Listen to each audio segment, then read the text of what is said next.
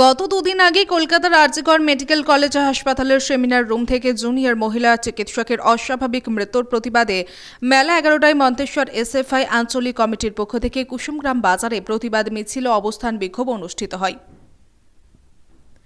Manteswar SFI আঞ্চলিক কমিটির সম্পাদক দেবারঞ্জন গোস্বামী, রহিম শেখ, রাজেশ বাগ, আকাশ পাঁচারা জানান, গত দুদিন আগে কলকাতার আরজিকর মেডিকেল কলেজ হাসপাতালে মহিলা চিকিৎসক যেভাবে খুন হয়েছে তার প্রতিবাদ জানিয়ে মহিলা চিকিৎসকের রহস্য মৃত্যুর কারণ অবিলম্বে সঠিক নিরপেক্ষ তদন্ত করে প্রকৃত দোষীদের খুঁজে বার করতে হবে।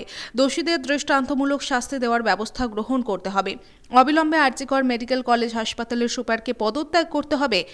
এই সব দাবি নিয়ে আজ মন্তেশ্বর এসএফআই আঞ্চলিক কমিটির পক্ষ থেকে কুসুমগ্রাম বাজার সংলগ্ন সিপিআইএমের লোকাল কমিটির অফিস থেকে এসএফআই কর্মীরা ফেস্টুন প্ল্যাকার্ড হাতে নিয়ে একটি প্রতিবাদ মিছিল শুরু করে। কুসুমগ্রাম বাজার পরিক্রমা করে কুসুমগ্রাম বাসস্ট্যান্ডে এসে শেষ হয়। তারপর কুসুমগ্রাম বাসস্ট্যান্ডে একটি অবস্থান বিক্ষোভ করেন মন্তেশ্বর এসএফআই আঞ্চলিক কমিটির সদস্যরা। এদিনে উপস্থিত ছিলেন মন্তেশ্বর এসএফআই আঞ্চলিক কমিটির সম্পাদক দেবারঞ্জন গোস্বামী, সভাপতি রহিম শেখ সহ আরও অনেকে। মন্তেশ্বর এসএফআই আঞ্চলিক কমিটির সম্পাদক দেবারঞ্জন গোস্বামী আমাদের কি জানালেন দেখুন। মন্তেশ্বর থেকে জ্যোতির্ময় মণ্ডলের রিপোর্ট, সুন্দর বাংলা নিউজ। আজকে আপনাদের কোথায় কোন পক্ষ থেকে কি প্রোগ্রাম হচ্ছে?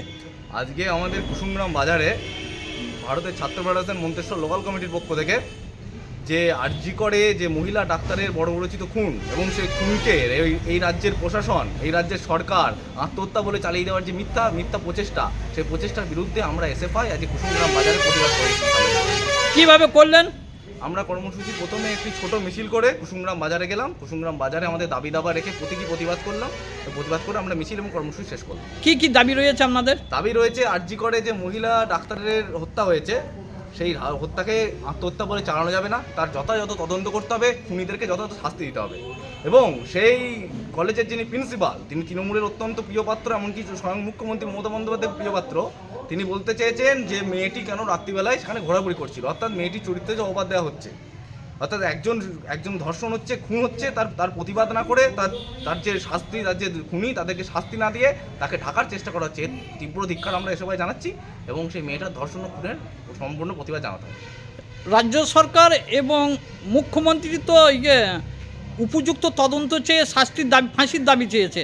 এ সম্পর্কে দাবি চাইলেও সেটা আপনার প্রথমে যখন এই ধর্ষণের কাণ্ডটি আসে তখন মমতা বন্দ্যোপাধ্যায়ের, বারবার বলছি, যিনি প্রিন্সিপাল, তিনি মমতা বন্দ্যোপাধ্যায়ের অত্যন্ত কাছের লোক, তিনি সেটাকে চাপা দেওয়ার চেষ্টা করেছিলেন। পরবর্তীকালে যখন দেখছে ছাত্র জুড়ে এসএফআই তথা মেডিকেল পড়ুয়ারা উত্তাল আন্দোলন করছে, তখন মুখ্যমন্ত্রী কোনো কুলকিনারা না পেয়ে তখন তিনি এসব কথা বলছেন, ফাঁসি চাই, শাস্তি চাই। অভিষেক বন্দ্যোপাধ্যায় বলছেন এনকাউন্টার করতে। কিন্তু আমরা দেখতে পাচ্ছি যে তদন্ত কমিশন তৈরি হয়েছে, 10 জনের তদন্ত কমিটি, তার মধ্যে বেশিরভাগ লোকই তৃণমূলের পৃষ্ঠপোষক লোক। আমরা মনে করি না যে এই তদন্ত কমিটি দিয়ে কোনো সুবিচার হতে পারে। আপনারা কি মনে করছেন এর সঠিক তদন্ত হবে না? আমাদের যা মনে হচ্ছে সঠিক তদন্ত হওয়া মুশকিল আছে, কারণ সঠিক তদন্ত হলে মমতা ব্যানার্জি সরকারের প্রশাসনের যে কঙ্কালসার চেহারা, সেই কঙ্কালসার চেহারা মানুষের কাছে সামনে চলে আসবে। তাই মমতা ব্যানার্জি সরকার চেষ্টা করবেন এটাকে ধামাচাপা দেবে।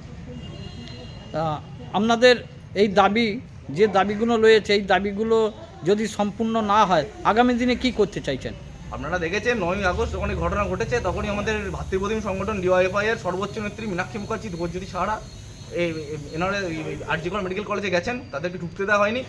আমরা গোটা ব্লক জুড়ে, গোটা জেলা জুড়ে, গোটা রাজ্য জুড়ে আমরা এর বিরুদ্ধে প্রতিবাদ করছি। যদি এর পরেও আমরা দেখতে পাই যে সুবিচার হচ্ছে না, তখন আরও বড় বৃহত্তর আন্দোলনে ডাক দেবে সবাই। আপনার নাম পরিচয়? আমার নাম দেবাঞ্জন গোস্বামী, সম্পাদক এসবাই মন্তেশ্বর লোকাল কমিটি। আর কে কে ছিলেন?